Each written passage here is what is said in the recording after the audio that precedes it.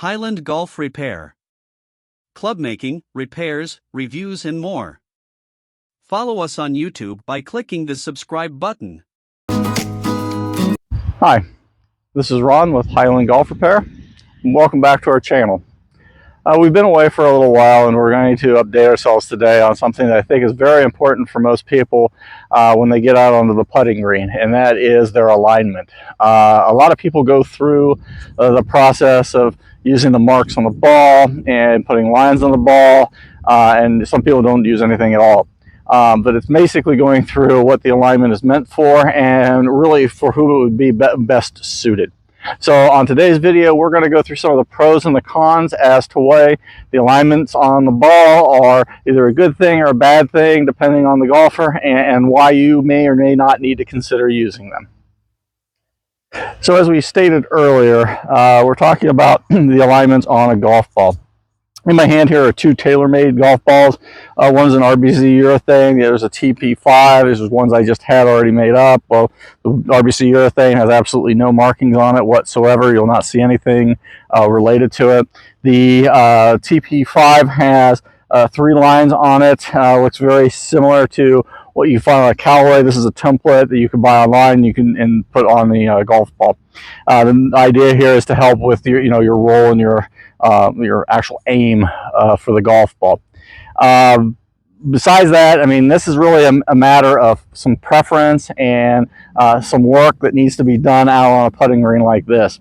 A lot of times, and I've seen this over and over again, I saw it especially this weekend when I was out on the course myself, I see a lot of people going through the process of trying to put alignment on there, and they're not really either understanding what they're doing or they're trying to fit something in there to fit their eye.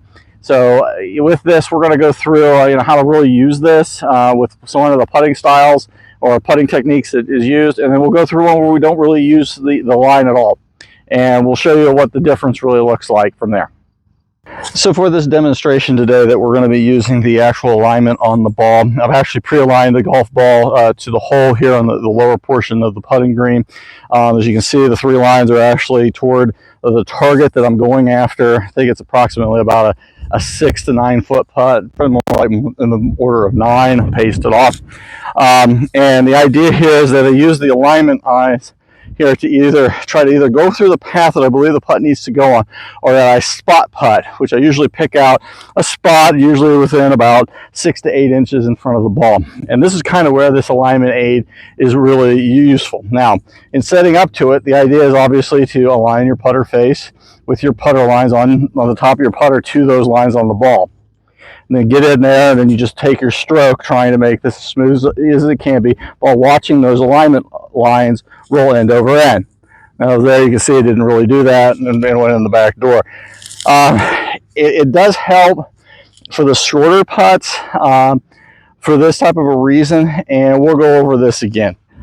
Now we're going to repeat the process again. I've actually put the ball down again with its alignment where I believe the ball needs to go, and I will be working on with aligning my putter so that the lines of that putter are going to be absolutely in line with the lines on that ball. And this way, it actually kind of assures me that I've got the at least the setup in the right area. So we go back, take our little putt, we go over it, and as you can see, I just lift it out. I'm just pretty good on mass in terms of getting it there. Now there is a danger to this, and this is one of the pieces that I see a lot of during many rounds, is that a lot of people will focus very much so on lining up that ball and getting it to where they believe it's actually on the right line, and really studying where it goes. Then after that, they kind of like lose interest, or unless they're not really paying attention, they don't let their stroke actually do the work. They'll try to actually use their hands to force the ball or the club face to ride with the lines on the ball. And like I'm going to do here, if you can see, it rolled perfectly end over end. This is okay. However, you've got to be very cognizant of the fact that by using your hands to do that, instead of letting the stroke come through and do this, you can cause yourselves a number of issues, which is it'll be going offline because you're not really paying attention to how you have that ball lined up. The other part of it is that a lot of times we do not give the ball and the putting stroke and the path enough credit to take the break. As you can see, the ball, when I was putting it, was breaking off to the right. There's a couple of factors that do that. First of all, the slope of the green becomes very, very important. You can try to feel that out. You can walk the path. You can get an idea, okay, my left leg is actually feeling a little higher than my right leg, so on and so forth. The other part of it is paying attention to where the sun and the elements are. So this is the afternoon here in southern Ohio. It's approximately about 2 or 3 in the afternoon, I think. I really don't know the time at the moment. I know it's afternoon. I know it's not 4 o'clock yet. But we also know that the sun has actually moved toward the west. Even with bent grass greens like I'm putting on, or even on Bermudas and things, you do need to pay attention to where that sun is, because that's going to give you an indication of which way the grain of the grass is going to go. The grain of the grass will actually move that ball in that direction. So there's a couple ways that you can actually look to figure out where it is. First of all, if you see where the sun is, you've got a good indication. You can look up that way. The other way is to look around the hole. If the hole on one side seems to be a little bit browner than the other, it means the grain is actually going in that direction outward from that brown, toward away from the hole. So those are things you have to keep in mind. But for using the alignment aid, that's where you're going to have to give the putt a little bit more of a healthier respect.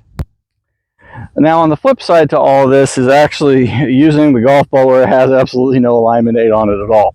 As you can see from the top of this RBZ urethane, it is white on top. The markings I have particularly put toward the back where I can't see them. The side marks on them are a way where I can't even use those for any sort of alignment. And the real key to this is that you're using now the ground to actually align the putt. So as you're coming from behind it, you're going to be looking at it. You're trying to pick yourself out a spot, possibly in front of it, a little more spot putting, and then you can align yourself up accordingly. Now, the reason this is actually kind of preferable for people who really are starting out and things, it just gets you an idea to start feeling what the turf will start doing. As you can see, I let that out, had pretty good speed, but I'm not going to be dissatisfied with missing that. I gave it a good roll on that hole. Paying attention to the ground is a lot more important for those people who are starting out, rather than to try to get themselves all titty over that line. So with that, it actually does a couple things. First of all, speeds up the game of play. Second of all, it actually starts to ingrain where you need to line your putter up based on the spots that you're picking. Like, we'll do this again. Yeah, I missed that totally, but you'll get the picture here. Is that it's actually a way for us to understand and start feeling how the ball will react on the greens. So one more time. Good roll with it. I'm pretty much all over the hole, just not getting it to go down. Sometimes that's just the breaks that go there. But this is a good way to practice and get yourself aligned, because without having the solid stroke and you're starting to get there, you're kind of at the mercy of your hands or your body trying to take over and some swaying. This is a good way for you to get yourself a good feel. All right, so for shorter putts, alignment aid, you can argue either way. Yeah, it's valuable, helps you keep the ball in line, helps you keep your stroke in a good path. When it comes to the longer putts, I'm not 100% sold that the alignment aid is really worth your time and trouble. So this right now is 57 feet down the hill. We're going to go to that far red flag down there. This thing is going to have some break to it. You can try to give yourself an initial look at it. You can walk it off, try to get a feel at midpoint. But the reality is here, it's going to be a touch and feel type of putt to deal with. So getting it online is not going to be as much important as it is the speed. Here, speed is going to be about 100 to 1,000 times more critical than the line. The chances of making a putt from 57 feet are really infinitesimal. So what you're trying to do here is do no worse than a 2-putt. If the ball were to go in, lucky for you. But you really want to nestle that thing up next to the hole so you make that next putt essentially a tap-in. So I'm going to use the alignment lines on here to line up the putt. as best I can, figuring I think this thing is going to actually go to the right a little bit. And try to keep it on there. And actually, I don't have it aligned correctly. I have to try it again. Okay. Yeah, it's probably a little bit better, knowing what I know. But the reality is here, I know I'm not going to probably make it from that distance. So here, again, all we're really worried about, not so much as the initial line, it's the speed. And so really lining this up is nice, but you're not really wanting for that. You're really trying to get for the speed with this thing to get down there. And as you can tell, I'm still woefully short. And if it was online, that ball was probably going to be out to the right to begin with. So, I've made some pressure on myself trying to make that next putt. So again, I've lined up my ball here with the white side up where I don't see any of the markings. We're just going to go back through the same process we did previously. We'll pick out a line just real quickly, align our putter head to that, and then we'll get over it and try to actually make the stroke that we think we need to make in order to get the ball to the hole. As you can tell, that one's rolled up probably about a foot, maybe 7-8 inches. And from 57 feet, I would take that all night long and run. The critical part of this is that the green is where you score. You can see you could actually 3-putt this. It takes 2 to get on for a par 4. You 3-putt, bogey is right now in the equation. It's more important to get the speed down from the longer distances than it really is the line. The line will take care of itself when you get into the closer ranges. That maybe 15 feet and under is probably a good idea. Anything longer than that, and I'm really moving back to saying that it's more important for the speed. If you are looking at people who really go for that proponent of speed over line, Dave Pell's, his putting Bible really does spell it out. It is a very good read. It's a great book. I have a copy of it in my library that I keep. And it really goes through the ins and outs of why he believes speed is like 1,000, maybe even 100,000 times more important than line. And so that's kind of one of the aspects of working on the putting green, is to get yourself so where you're actually getting the speed there. The line will kind of take care of itself. If you're in a small area, say 3 feet, you've got a very high percentage chance of making that putt. But if you're paying attention just to the line and you're not paying attention to the speed, you could be anywhere from on top of that pin to I don't know how far away, and it really becomes a big issue. So to kind of wrap up here, the alignment aids on a ball are obviously good if you're using them for real short putts. Something within 15 feet or so really does help out, probably get you more oriented to what you're needing to do. But for anything outside of that, I don't believe that the alignment aid really is going to help you as much as the speed of the putt's going to be more relevant. And in order to get balls closer, as you could tell when I did it with the ones where I had the non-marked golf ball, I was actually not only able to get it closer, but I was actually more online because I was using my visuals that I was using off of the putter rather than off of the ball. Many different schools of thought on how to do this. You can go out onto YouTube, you can go out onto the internet, you can go to anybody else. They may have a myriad of different ways of how to do it. You need to find something that really works for you. So, spending the time on the putting green is absolutely valuable.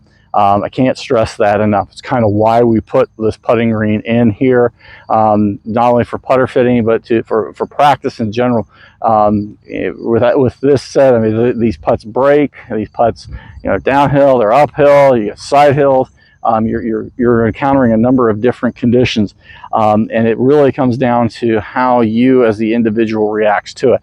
The more time that you spend out here on that putting green, the better for you. So if you're really needing some help in this area, take into account some of the things that I've brought to light today. See what works for you. I'm not saying that everything that I say is a panacea, or it's going to absolutely turn around. You do have to put the work in out here on the putting green. But my putting obviously is rapidly improving over time. Spending time out here, working on what I need to work on. If you have any questions, obviously, so go see your PGA professional or your LPGA professional, and talk to them about what you need to do. Go find yourself somebody who can fit you into a putter that would best suit your needs. A lot of times people just buy one off the shelf because what they see on TV, but they have no idea to length, to lie, to loft, the whole 9 yards that needs to be done when we're working with putters. So if you find this helpful, obviously, hit the subscribe button down below, give us a like, and we look forward to seeing you next time. Again, this is Ron with Highland Golf Repair.